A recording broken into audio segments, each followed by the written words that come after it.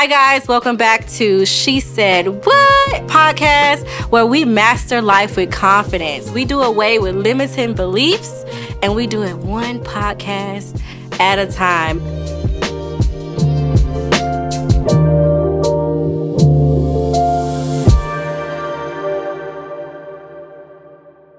I want to welcome my special guest, Angelica Robles, and I'm so excited because she is in a field that I would dream to be in, okay? She has many titles, but for one, she was a former undercover agent. Boom. She is Forbes best-selling author. Boom. She is a coach. Boom. That was one she didn't say, but I threw in there. She is a motivational speaker, and she is now an executive producer. Please, y'all, give a virtual hand clap for my special, beautiful guest today. I'm so excited to have you here. Thank you for having me. Yes. So, listen, how was the drive over here? Because I know you live far. It was it was eventful. Yeah. Traffic, Houston traffic.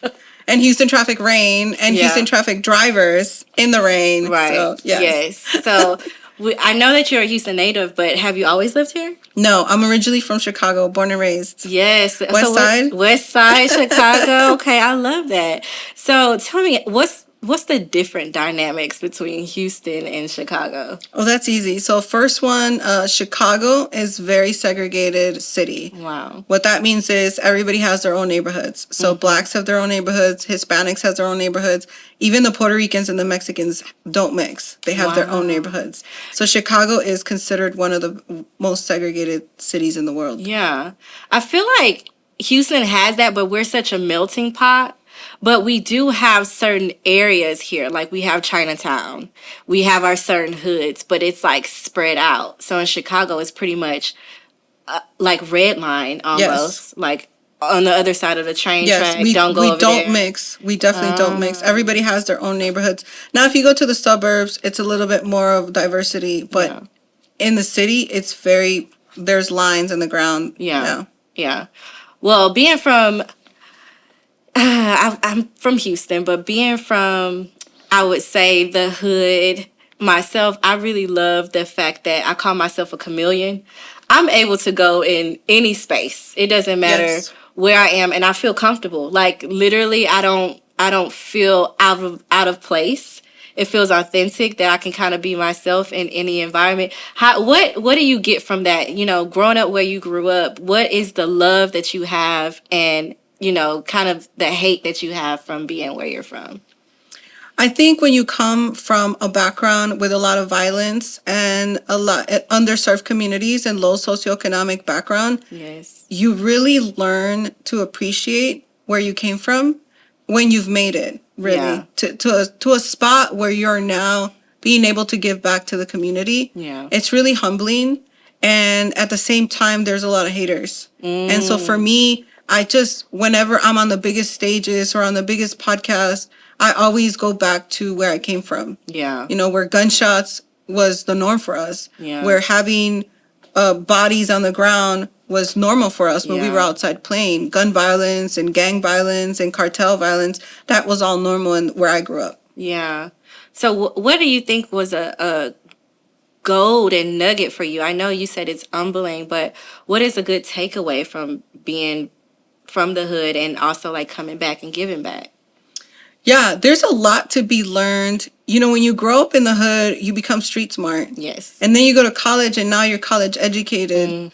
But when you become an entrepreneur and start dealing with business people, they forget that you came from the hood. So you know the hustle. Yeah. And so now you are a chameleon and you're able to come in and out of different personas because you were born or came up in such a neighborhood where you had to survive. Yes. But now you're surviving in the business world. Yep. And so it's harder to break us down because of what we came from. Yes, I love that. I think that is so true. It's like, I know the game. And being from the hood, you're gonna run into so many different personalities there too. Yeah. But it's just that unfortunately you are in a world of survival.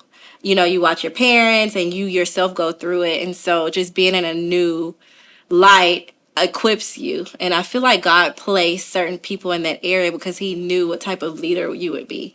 And he knew what you can do as far as giving back. So being a little bit more about the hood, because it's a special place in my heart. I'm not ashamed of it. And I honestly love to give back. But I feel like personally, there's a lack of education as far as not how to get out, but how to change your mindset.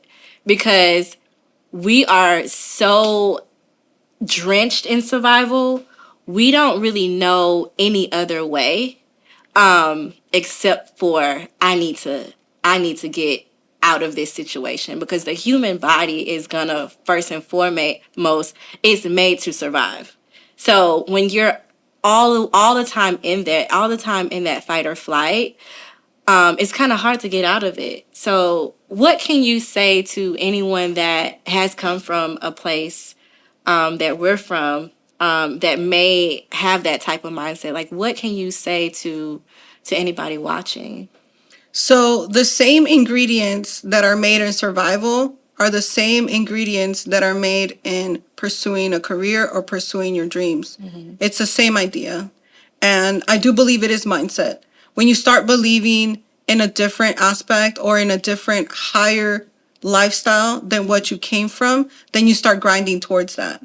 And it doesn't matter what people say, oh, I came from nothing. It's all work ethic, discipline, and consistency. Yeah. That's what gets you to where you need to be. Okay. So being in business, you are a multifaceted businesswoman and you carry many hats.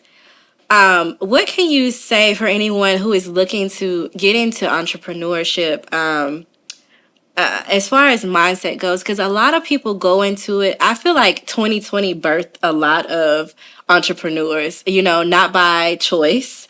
And for a lot of people that's coming into entrepreneurship, for one, I feel like there's a lack of business etiquette, and there is a lack of just guidelines that you need to follow as an entrepreneur and mixing business. So what advice would you give someone that's a new entrepreneur coming into the business?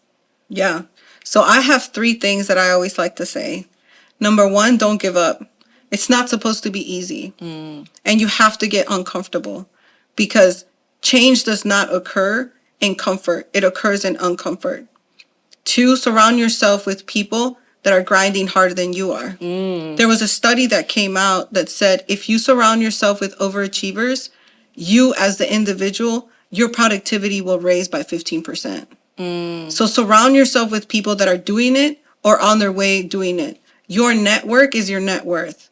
So always have somebody, a coach, a mentor that's there to guide you and keep you accountable. Yeah. And then the third thing is consistency. Keep doing it over and over and over. And it may seem that you're just moving in snail pace, but that consistency leads to bigger returns. Yeah, I agree. So you said one of the key takeaways that I love that you said was just surround yourself with people that are doing better than you. With me, and especially entrepreneurs, there's a lot of ego. There is. So I know when I first started, it kind of made me feel like I'm not supposed to be there or I don't belong. Like, what can you say to help people overcome that insecurity that I feel like we all have? Yeah. But it's a necessity for you to surround yourself or be in places and rooms that you don't feel like you deserve to be in. Like, what is some advice that you can give someone? Yeah, so that's called imposter syndrome, and we all have it. Even the most successful, most wealthy people have imposter syndrome because it's something that's always there and it's never going to go away. So for me, I've always thought that as long as you are grinding and as long as you are working on your stuff, your business, your mindset, and your mental health, there is nothing else that can influence you but you. Yeah. And so it's hard, but it's those people who came before you that know the game that will either pull you down or pull you up. Yeah. And so you as the entrepreneur have to find the people that are willing to pull you up, because there's too many people out there that want to pull you down. Yeah. But there's a very select few that want to pull you up. Agreed. And that's the people that you surround yourself with. Yeah, I agree. And I feel like, too, now, just me, I've been in the game for a minute myself, but I've learned that the people who I've met, if I ask, they're willing. Because it's a lot of people that are successful who are now in their stage that they want to be mentors and they want to help the next person, but they're not just going to help if they don't know that you want it. So you have to, I feel like you have to, set ego aside and say, hey, I do need help. Or, hey, I see that you're doing something and I want to do it too. And put the lack of, or being afraid that you're going to not show up as your best self or be seen like that you're not this great person. I feel like humble yourself a bit and don't be afraid to ask, Yeah. Okay, so entrepreneurship. How long have you been in this world of entrepreneurship? So I officially left the government in 2015 as an employee, 2013, I'm sorry, as an employee of the government. Mm-hmm. I left the government 2013 and I started my own government contracting business in 2015. And so what I was doing for the government, I started doing on my own. And at the time, I landed 6 government contracts. So I was doing high-risk interrogations for 6 agencies. Mm-hmm. And the way that I was able to transition was, one, experience, credibility, and just having that knowledge, having a certain knowledge. This is what's very important to entrepreneurs is, what is your niche and what are you an expert in? And how can you give value to somebody else so that they pay you? Yeah. I think servitude has a lot to do with it. It's like, what problem can you solve? Yes. And why does someone need you? Right. And there's definitely a need. And contracts, a lot of people don't realize that government contracts are amazing. There's so many people who I've met, people in trucking, coal mines, coal mines, and just so many different things that you can do outside of what normally, I feel like societal image is go to school and follow that line, but there's so much money in the world that can be made. Yes. So look outside of the box. So I love that for you, finding that and doing exactly what you were doing when you were employed, but now for yourself. On my own time and on my own accordance. And I'll say this on camera. Whenever I left the government, I started making double what they were paying me as a contractor over an employee of them. But it took that leap. And I know that was scary because I'm pretty sure you were paid well. It was a very scary leap because I didn't do my 20 years. And when you work for the government for 20 years, you have pension. Yes. So I left my pension behind. But look at what Exactly. Look at what was on the other side. So much more. And I think the goal is peace and financial freedom. And so you was able to acquire both. But did it take long once you made that leap? Did it take long? Or were you scared? Oh my God, because survival is going to kick in. Yeah. I was terrified. Yeah. One, and I tell people the 1099 life, for those that don't know what 1099 is the tax form that you fill as a business owner. And I call it the 1099 life. And so I was losing my benefits. So I now had to pay for medical care. Yep. And we all know that's out-of-pocket fees. Out-of-pocket fees is very expensive. I was losing my government car. So I would get a brand new car. Every 50,000 miles, I had a brand new spanking shiny new car. I had a gas car. Oh my and of course, I had a phone. It was all paid for. So when I left, I now had to pay for all that as an entrepreneur. But I also learned about tax breaks. Yeah. And you learn about loopholes in being an entrepreneur and how you can expense everything that you're using for your business. Yeah. And having the expertise behind my name really catapulted me in that realm of entrepreneurship. Okay. Because then after that kind of blew up, I then had to look for something else. Because it blew up in my face. Yeah. Mm-hmm. So it's so many, it's crazy how life goes and every stage and every journey.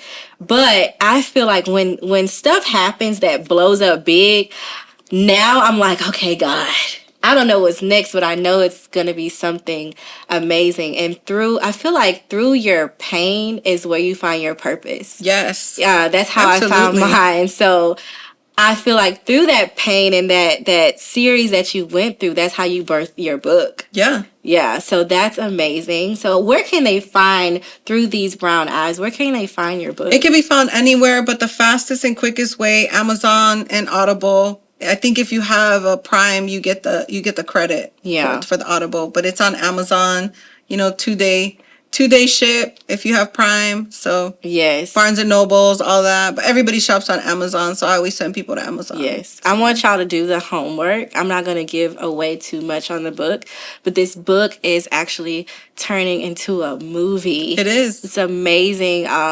Just this lady right here, what she's gone through, what she's been through, and it's a story that anyone can relate to and anyone can empathize with. And yeah, it's just a good preview about what the movie is going to be about as well. So on this podcast, the topic is Make Up Your Mind. And it's about mental health, and it's about being a leader as an entrepreneur, because a lot of times in this game, you can be indecisive, you can second guess yourself, imposter syndrome, all of that. If you haven't met it face to face, you will very soon in this game. So since we were talking about make up your mind, I want to talk a little bit deeper about mental health. Yeah. So being that you have, retired from the government, and you used to be an undercover agent and deal with a lot of psychological things and being from the hood, having to see so much and hear so much, your mind, how do you deal with that? So where does it go? Yeah, I'm a big proponent of therapy. I went into therapy at 17 years old after my friend was murdered, dismembered, and decapitated in Chicago, which ended up one of the most gruesome cases in Chicago history. So I was 15 when that happened, and as a child or a teenager, it's very difficult to wrap your mind around the feelings that come with that. So I ended up in a very deep depression, and I ended up suicidal. Yeah. And if it wasn't for a teacher that I had, Miss Rudke, I know she's out there watching, she pulled me out of class and said, you need therapy. And coming from a low socioeconomic background, I come from a background of, my heritage is Mexican. You don't talk about your problems, and in minority communities, you just brush it off, walk it off. No, we're not going to talk about that. Yeah. And so my parents didn't know how to really deal with that because nobody taught them how to deal with it. So I ended up in therapy. And when I was in therapy, I was taught how to deal with your traumas and how to process your traumas. And so having that as a 15-year-old really helped me in my adult life because trauma continued to happen. Yeah. But the more that trauma happens, the easier it becomes for you to deal with it because you have the tools to process it effectively and efficiently. Yeah. So therapy is my number one.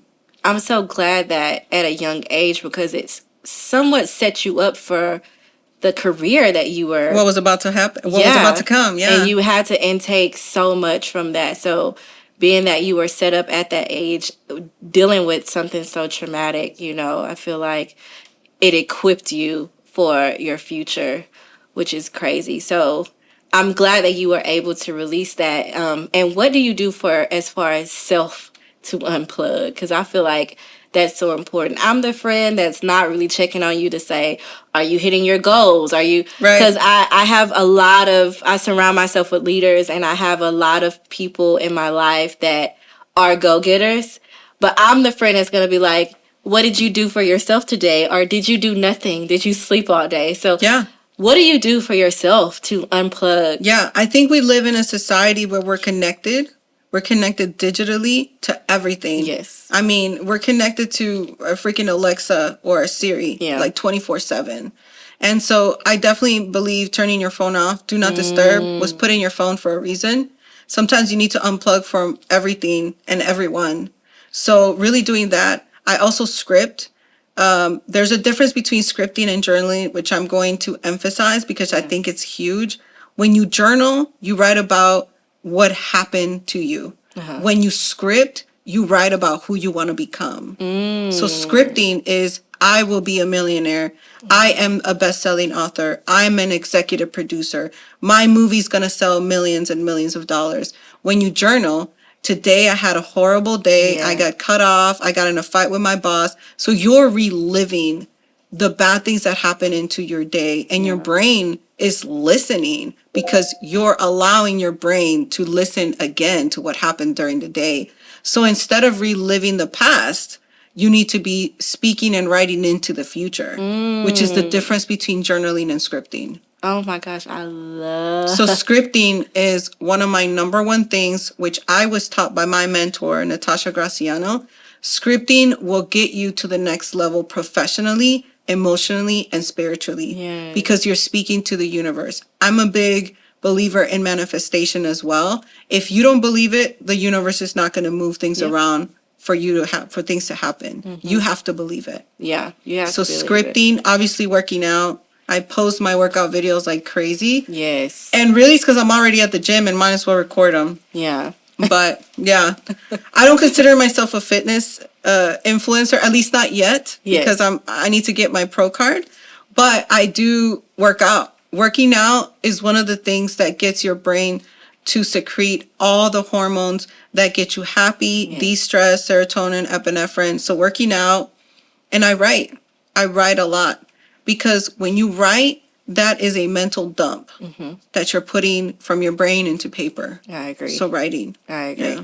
So journaling, scripting. Y'all get on scripting. That's going to be my new thing, scripting. And I have a last one that I gave away on another podcast. This is probably my go-to, and this would really make a difference. And if you really want to get into the psychology of it, we can. So listening to guided meditation while you're sleeping. Okay, this will get you to that million. So you can go on YouTube and find guided meditation. When you tap into the subconscious has more control over your brain than you do. So if you feed your subconscious greatness, you wake up with that already recorded into your brain. Oh my God. So I listen to guided meditation, whatever I'm trying to create or whatever I'm trying to work on, whether it be finances, relationships, business relationships, or anything that you're trying to work on. You listen to a specific guided meditation, because when you sleep, there's beta and there's alpha sleep waves. And so anything that you're feeding your brain while you're at rest, your brain is absorbing it. Oh my gosh. Yeah, that's a new So that's bucket. my secret. That's my secret. Yeah. That's my secret weapon for success. And because you wake up. Yeah. Like, I'm a boss. On a go. I'm a boss because you just listened the whole night that you were a boss. So now you've rewired and hacked your brain to believing you are a boss. Yeah. And the belief is real. Yeah. Belief, it sounds cute, like, oh yeah, I believe that, but belief is your truth. It's literally your truth. Like, you think about certain things, that your certain mindsets, like how you raise children and how you love, or all of those are beliefs. It's not facts. Yeah. It's a belief, but it's in your world, it's a fact. Exactly. Right. Believe. Yeah. I love that. And I'm into I'm getting into sound meditation. And I sleep well with brown noise, not white. So I'm learning what works for me, because I have high anxiety. I'm definitely going to try that. Yeah, try it tonight. And then have measurable results on your productivity, and you will see that Dave Asprey talks about it. A lot of psychologists talk about it. And it's free game, guys. Free game. There is so many guided meditations on YouTube. Some of them are 8 to 12 hours.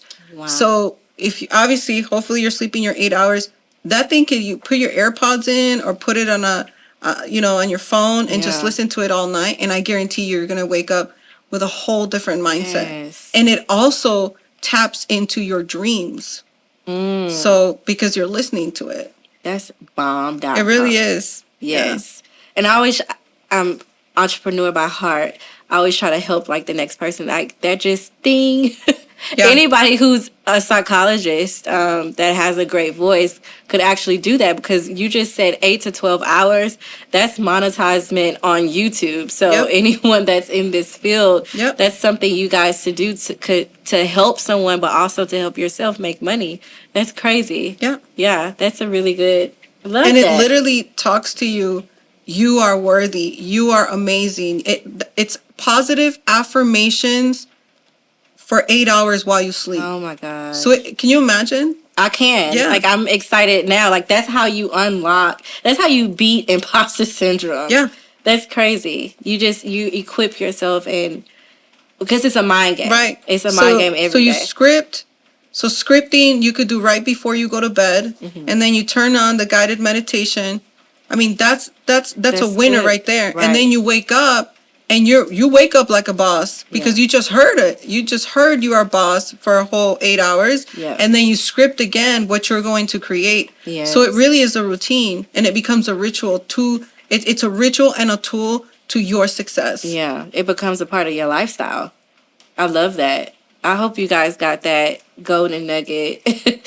So to kind of end things, I want to talk about, what does your future look like?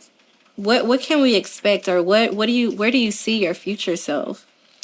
So I spent 17 years doing interrogations for the government, which then spun off into becoming a best-selling author. That then spun off to motivational speaking, Yes. which then became, now I'm an executive producer to my own film. So now I'm really focusing on book 2, continuing to write, continue to coach other women Yes. and other entrepreneurs on how to be the best self, the best version of themselves, and really capitalize on their skill set. Mm-hmm. And also just getting on stages. I've learned that when you get to this type of level, being of service to others Yes. is what fills your heart. It's really not, I don't chase money anymore. Yes. I chase freedom, and I chase service for others. Perfect. That's me right there. We're Sag twins, by We the way. are. But yes, I agree. It's like, my money mindset is so different, and I feel like that's so important too as an entrepreneur, because that way you can't be swindled a lot of the times, because I can't be persuaded too much with money, because I'm straight. I'm straight in my life. I'm straight being happy where I am. No, don't get me wrong. It's motivational, but it's not in game for me. So I think that's so important. I'm glad you said that. It's about servitude, because that literally feeds you. That's what's going to make you happy. Because if you think about it, there's a lot of rich people that are very sad. Unhappy. Yep. Very people that are out in themselves, suicidal, have committed it. So many people. And it's just like, where is the disconnect? And I believe it has to do with peace and happiness, and it literally comes out of what you put back into the world, because we're all interconnected. And it's like, what do you bring to this table, to earth? Where are you leaving your thumbprint? But you're definitely leaving marks and touching a lot of people, and you're definitely a soldier, and God knew exactly how to equip you. I hate that you had to go through so much, but it was so purposeful. You're a blessing to me, so I'm glad that I've met you, and I'm able to share this energy with you, and give a little bit of you to the world. Not too much. You can't have too much. So how can everyone find you and reach out to you? Even though I do want to hog her all to myself, I do feel like she has a lot to bring and can really help a lot of people. And she is now coaching and taking people in. So how can we reach you? How can they reach you? So obviously, social media, right? So Instagram at the Angelica Robles, and you can Google me, Angelica Robles. You'll find me everywhere. So. Yes, Robles is Robles. Yes. Angelica Robles. Well, thank you so much for having me. Thank you for having me. She's so beautiful, glam today, done by me. Yes. But she's so nice. Thank you. I love all my guests pull out their best when they come here. So thank you for being a guest on She Said What. And until next time, guys, catch you later.